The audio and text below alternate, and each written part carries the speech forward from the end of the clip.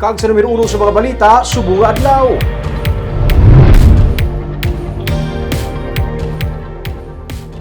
Dugang nga 13 tanan ka mga eskwelahan sa idalom sang DepEd Negros Occidental ang inaprubahan para sa limited face-to-face classes.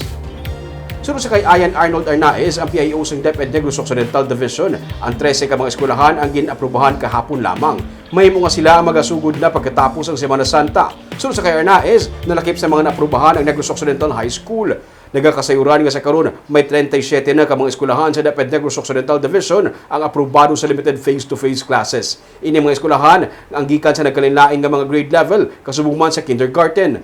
4.5 hours lamang ang panghanugutan sa face-to-face classes kag hindi man ang tanan nga mga subject ang iga-offer. Mas ginahatagan prioridad sa DepEd ang mga nakabakuna nga mga learners. Ang banwa naman sa Valladolid, ang pinakaunang nga LGU kung sa diin ang tanan nga mga eskwelahan ang naaprubahan para sa limited face-to-face classes sunod sa kay Arnaez.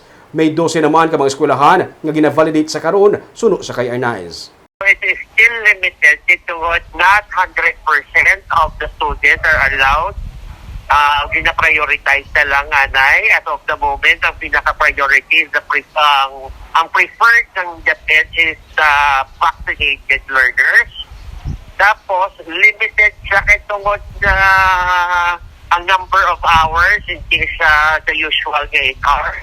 4.5 lang ang oras nila sa eskwelahan. Kaya hindi man limited siya kaya hindi talaga subject ina-offer.